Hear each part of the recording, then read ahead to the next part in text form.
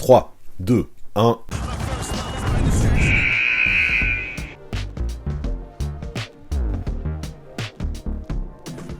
Salut à tous, comment ça va en ce jeudi? Ça y est, on a eu un dénouement concernant l'affaire Ja Morant, et je me suis dit que c'était le meilleur moment possible pour partir en Hot React.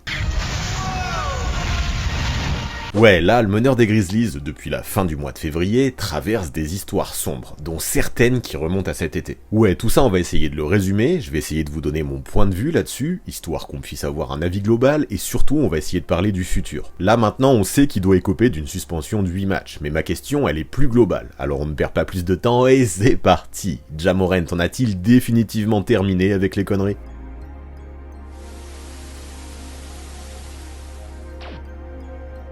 Ça y est, l'affaire Ja Morant semble enfin réglée, enfin terminée, en tout cas on a eu un dénouement. Les fans du meneur, les fans des Grizzlies, et même les fans de la NBA de manière générale, doivent souffler. Donc si tout va bien, après avoir fait flipper toute la planète basket, au vu de ses agissements, dont on va parler, Morant sera de retour dès lundi sur les parquets.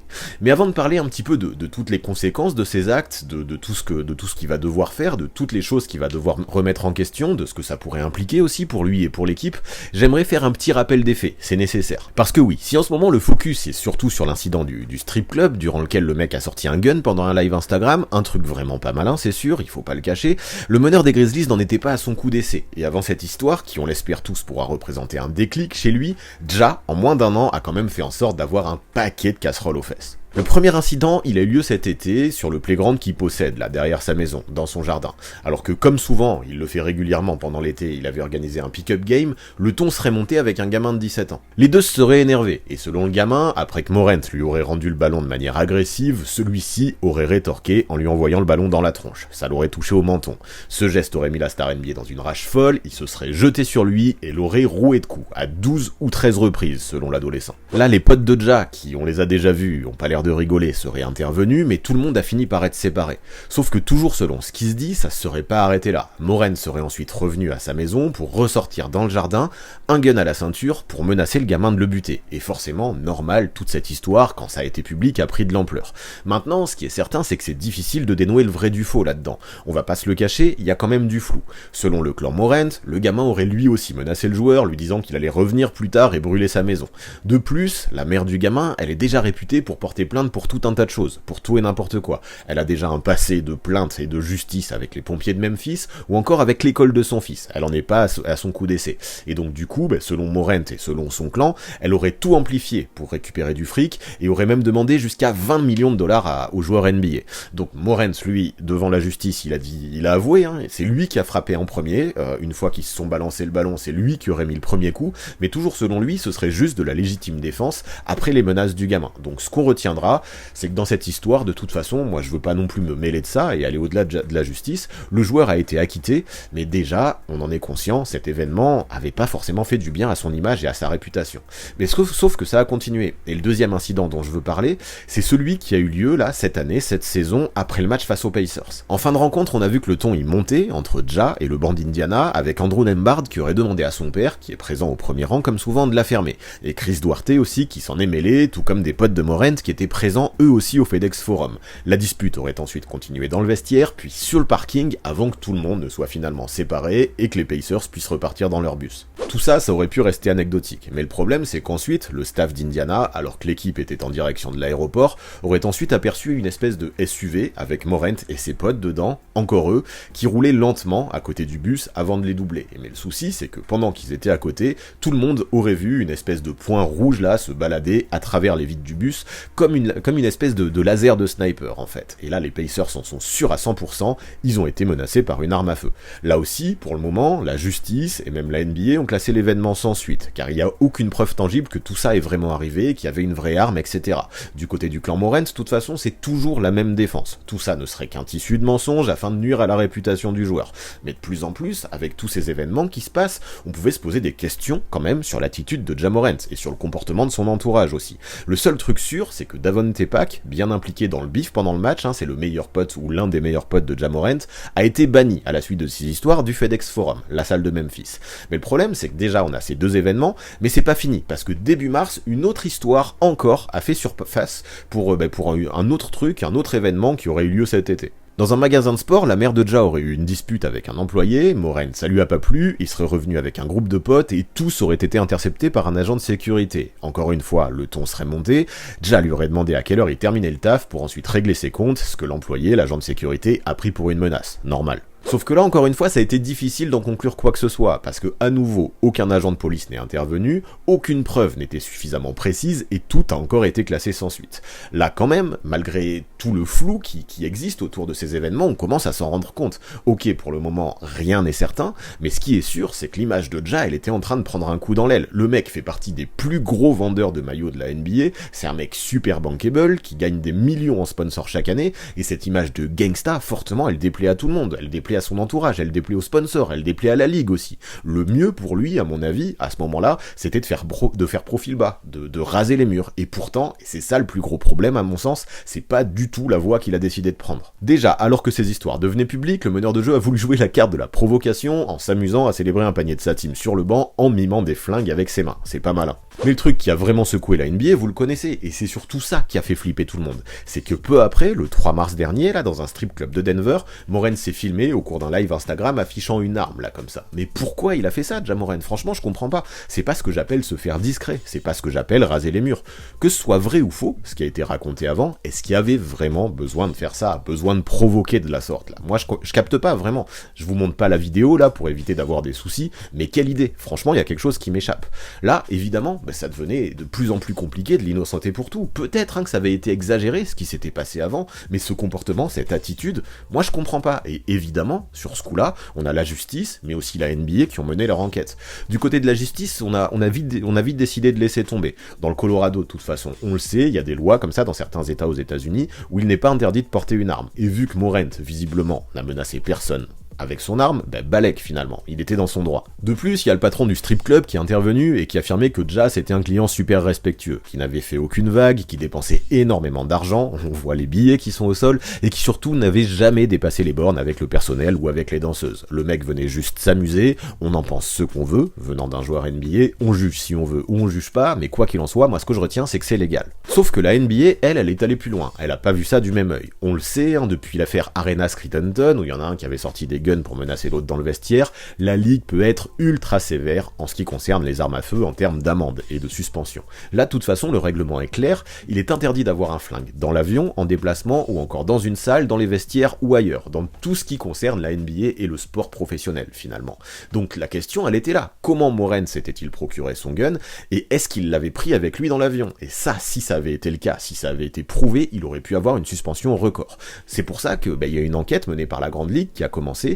Et en attendant d'avoir les résultats de l'enquête, on a le joueur qui a été suspendu indéfiniment, affirmant de son côté que, oui, il utiliserait ce temps-là pour essayer de prendre du recul, pour réfléchir à ses actes. Ouais, grand bien lui fasse en fait. Là en fait, on est dans une situation où Ja n'a plus vu un terrain depuis ce fameux match à Denver, le 3 mars dernier. Et beaucoup, moi le premier, imaginaient le pire pour lui. Ça parlait d'une suspension de 50 matchs, ou au mieux jusqu'à la fin de la saison, une sanction qui aurait été dramatique pour lui, pour les fans, mais surtout pour tout le business aussi qui existe autour de lui, tout l'argent qu'il arrive à engendrer grâce à son image. Franchement, on le sait, il y en a en NBA qui sont, c'est sûr, bien moins bankable que Ja Moren, ont été cancel pour bien moins que ça.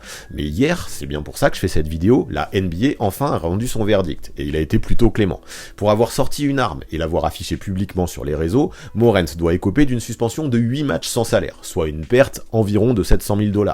Qui va devoir, c'est pas qu'il va devoir les payer, c'est juste qu'il va pas les gagner.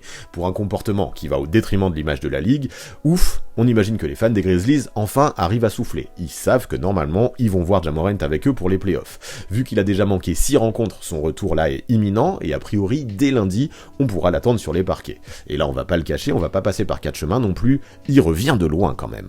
Mais alors pourquoi aussi on pourrait se demander une suspension si faible quand on connaît le passif de la NBA avec ce genre de situation? Et selon Adam Silver, le Big Boss, Morant a adopté une conduite irresponsable sur les réseaux et potentiellement dangereuse. L'image qu'il a montrée aux fans est très mauvaise, très négative.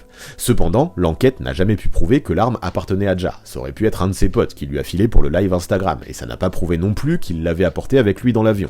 De plus, il a jamais été aperçu avec dans une enceinte NBA, et vu qu'il aurait exprimé à Silver ses remords et présenté ses excuses, la Grande Ligue a donc décidé de ne pas être trop sévère. Bien sûr, là, on peut l'imaginer directement, cette tolérance surprenante, elle est peut-être amplement liée au business. Tout le monde y pense, hein, on va pas le cacher. Beaucoup sont certains qu'un joueur, comme je l'ai dit, qui aurait été bien moins bankable, aurait pris beaucoup, mais beaucoup plus cher. Tous ces discours, je les entends complètement. Mais bref, moi c'est pas à moi, je trouve, de revenir sur les décisions de la justice ou sur les enquêtes qui ont été menées par la NBA.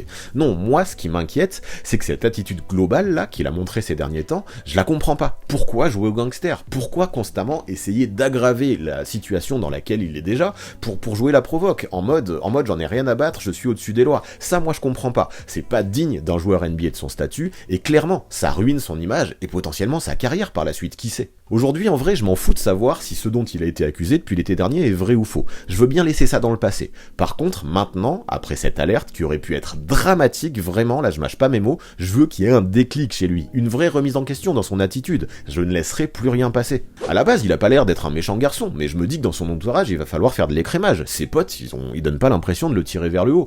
Lui, de toute façon, il a assuré qu'il allait chercher de l'aide et des méthodes pour apprendre à mieux gérer son attitude face au stress et face à la pression qu'il ressent en tant que joueur NBA.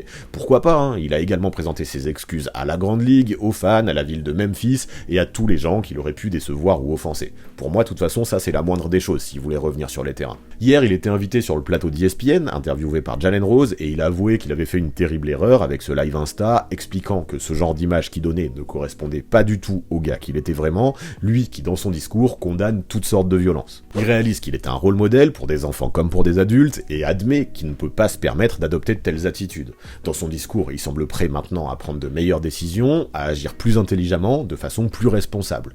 Pourquoi pas, hein, je le cache pas, ce discours peut sembler vraiment démago. On a l'impression que ces mots, ils sont dits pour retrouver les terrains au plus vite. Mais peu importe, là-dessus, moi j'espère qu'il a pu sentir au moins qu'avec toutes ces attitudes-là qu'il a employées, il a eu très très très chaud aux fesses. À 23 ans, allez, moi je veux bien mettre tout ce drama sur le dos des erreurs de jeunesse. Mais maintenant, comme je le disais, il a plus du tout droit à l'erreur. Il doit mettre ces mots-là, même si c'est de la démago, il doit les mettre en application. Et surtout, s'il te plaît déjà, arrête avec cette provoque débile sans arrêt. Arrête de faire des célébrations avec des guns. Ne te monte pas sur un live Insta comme ça, c'est pas possible. Franchement, moi, tout ce discours, tous ces mots, même si je pense qu'il y a un peu de démagogie derrière, je veux bien y croire. Moi, je suis de ceux qui tiennent à donner une seconde chance quand on fait une erreur. Ce gars-là, de toute façon, il a pas besoin de ça, hein, pour faire parler de lui tant il est pétri de talent. C'est un excellent joueur de basket, un mec spectaculaire, l'un des mecs les plus explosifs de la ligue, qui peut faire de grandes choses, qui peut faire de gros dégâts en play-off, et en tant que fan de NBA, nous c'est ce qu'on veut voir quand on entend parler de Ja Morant. Donc pour répondre à la question du jour, est-ce qu'il en a fini avec les conneries, moi je veux bien être optimiste. Je me dis que Morant va revoir son attitude,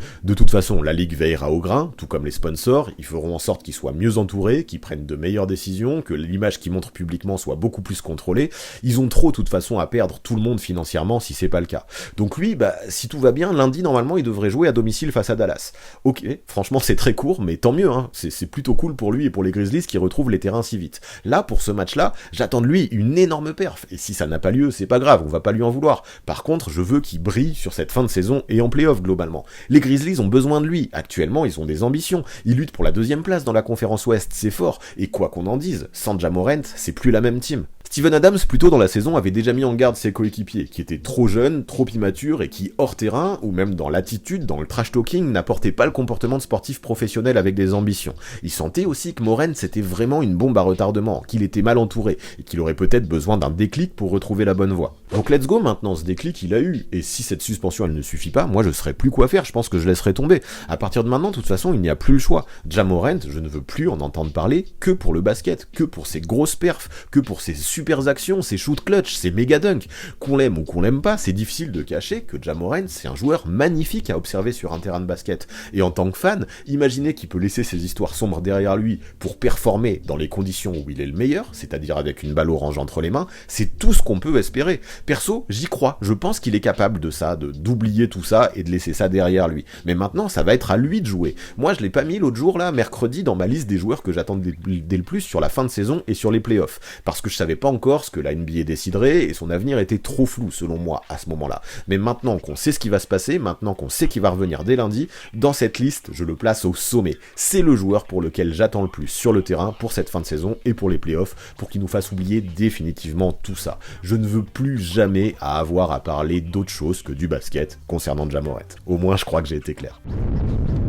Voilà pour ce qui est de Ja Morant et de tout le drama qui l'a entouré, voilà pour ce qui est de ce nouvel Hot React. Vous en pensez quoi, vous? Vous pensez qu'il s'en sort bien? Et est-ce que vous êtes optimiste pour la suite? Est-ce que vous pensez qu'il va laisser ça derrière lui, ou alors qu'il va continuer, parce que cette image de gangsta lui colle trop à la peau? Dites-moi tout ça en commentaire, comme d'habitude j'ai hâte de connaître vos avis et vos tendances, en essayant d'argumenter, et de ne pas être trop extrême, c'est toujours plus riche les commentaires mesurés, avec des arguments mesurés. Et pour finir, vous connaissez les bails, on s'abonne à la chaîne, on active la cloche pour recevoir les notifications, on lâche un maximum de pouces vers le haut, et on rédige justement ses meilleurs commentaires. Big up en tout cas à tous ceux qui sont restés jusque là dans cette vidéo, c'est super important pour la mise en avant, le watch time et le référencement sur YouTube, et merci du fond du cœur à tous ceux qui continuent à soutenir sur Twitch ou sur Tipeee, vous êtes le sang de la veine. Alors si vous aussi vous voulez rejoindre cette équipe qui me donne énormément de force au quotidien, et sans qui on ne serait plus là aujourd'hui, vous savez quoi faire, toutes les infos seront dans la description. A très vite.